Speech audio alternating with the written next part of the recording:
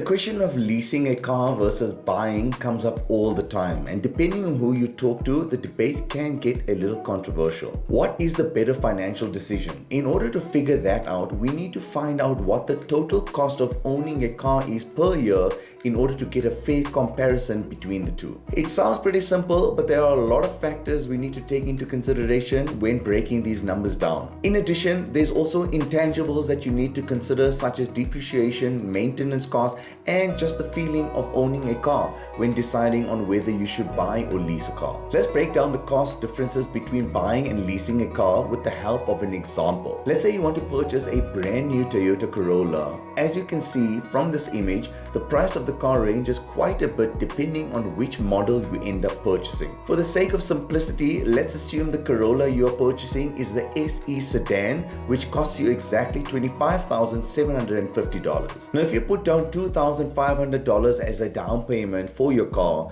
and if your interest rate on your loan is 6% per annum, you would look to pay $450 per month. That means over 5 years or 60 months, you would look to pay $27,000 through your monthly premiums. So that, in addition to the $2,500 down payment that you made, will equate to a total of $29,500 over the 5 years. Just to make it clear, this cost excludes any maintenance, insurance, and gas costs that you will have. Now let's jump into leasing a car. The premium on purchasing a new vehicle is fairly high when financing a vehicle. This is one of many reasons as to why so many people opt to rather lease a car instead of purchasing it. Now, typically how leasing a car works is that you lease the car from the dealership for 3 years, and after the 3 years have lapsed, you either give back the car to the dealership or you get to purchase the car from the dealership. Because you don't own the car after leasing it for 3 years, the premiums are usually cheaper for this. The monthly premiums to lease a Toyota Corolla is only $340 per month.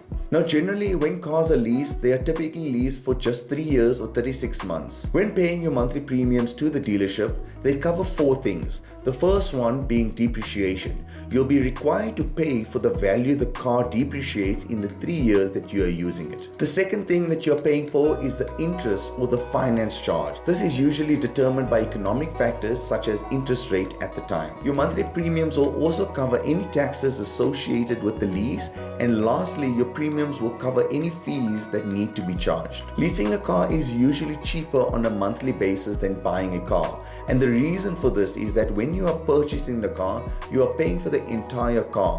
When you are leasing a car, you are paying for 4 factors I just mentioned and not to purchase the actual car completely. When leasing a car, you are restricted to driving the car for under 36,000 miles throughout your 3-year contract, or 12,000 miles a year, and the residual value for the car is 71.95% of its value. So that would be $18,527. Now, if you're wondering what the residual value is, it's basically what the value of the car that the dealership will sell you the car for. And I found this value on the Edmunds website. You're able to find almost any car's residual value on their website. This means the total amount of money you are going to be paying over 3 years would be $2,500 down payment plus your monthly premium payments of $340, which means a total of $12,240 after 36 months or 3 years. The residual value of your car, which is the amount you can buy the car for after 3 years, is $18,527. Let's just pretend that after 3 years of leasing the car, you do end up buying it.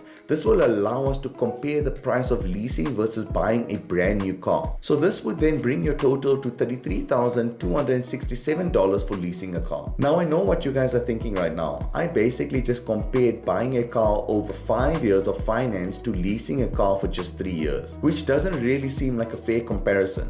And you're right. So let's go ahead and run some numbers to compare leasing a car for 3 years to buying and financing a car for 3 years as well. Now, if you have found some sort of value in this video so far, then please consider liking and subscribing to my channel. It will go a long way in helping me out. If we had to finance the car for 3 years, we would still look to make the same down payment of $2,500, but our monthly premiums will substantially increase to $707 per month. That brings our grand total of buying a car over 3 years to $27,952. So here is what a full table of what the total cost looked like for the 3 scenarios. For financing a car for 5 years, the total cost comes up to $29,500. $9,500, and that comes to $5,900 per year for 5 years. For financing the car for 3 years, the total cost comes up to $27,952, and that is $9,317 per year for 3 years. For leasing the car for 3 years, the total comes up to $14,740, and when purchasing the car for the residual value of $18,527,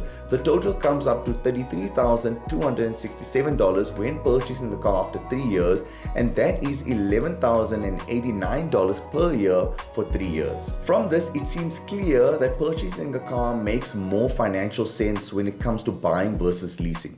However, there is one other scenario which I would like to share with you guys, and that is selling your car after 3 years. Now, one interesting thing about selling a second-hand car is that the demand for second-hand cars these days is so high that the sell value of the vehicle is much greater than the actual residual value of the vehicle that the dealership gives you. So after 3 years of having your Toyota Corolla, you can very well sell it for $20,000 in today's market. So when purchasing the vehicle through finance from the beginning, your total expense comes up to $27,952.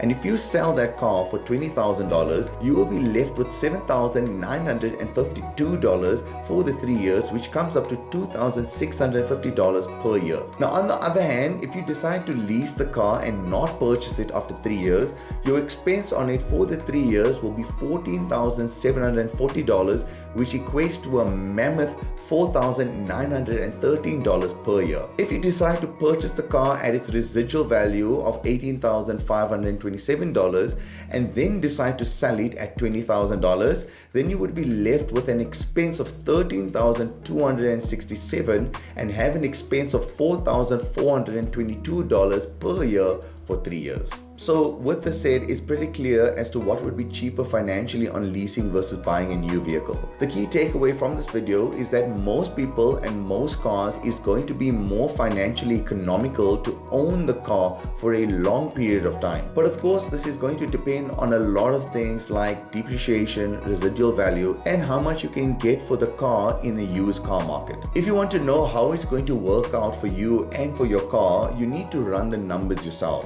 There may be scenarios where it's better to lease the car instead of buying it, such as buying an expensive car where the maintenance of the car becomes more and more expensive as the years go by. Another factor is that when you are the type of person that prefers to drive many cars over your lifetime, or if you're someone that's not diligent in taking care of your car, then maybe leasing is the better option for you. But with leasing a car comes some disadvantages as well. Oftentimes there are mileage limits that you have per year on your car, and if you go over those limits, then you'll be charged for those, and it's substantially more expensive than you think, which may make leasing not so viable. And of course, this is not a problem if you buy your own car. Another disadvantage to leasing is that if you end up getting the car after 6 months and you no longer enjoy it, you can't just sell the car because you don't own it. And if you end the 3-year contract prematurely with your dealership, you may get hit with an early termination fee, which could prove to be pretty costly. So what I want to sum up here is that buying probably makes the most sense for people who fit the following 4 criteria. Number 1, you're probably someone who wants the best financial option. Number 2 is that you don't mind driving the same car for 5, 10, 15 years. Number 3 is that you actually like the sense of ownership and it makes you proud and gives you some peace of mind. And number 4, you don't want the limitations that come along with leasing a car. And leasing is better for someone who fits the following 4 criteria. Number 1, you prefer driving a car for a short time like 3 or 4 years. Number 2, you are someone who enjoys driving more of a car for less of the cost. This could be a sports car, for example. Number 3, leasing would fit you if you don't drive too often. And number 4 is leasing is good for those business owners who are able to write off a portion of their lease payments from their business. I hope this video was helpful, and if you did enjoy it, then please consider liking and subscribing to my channel.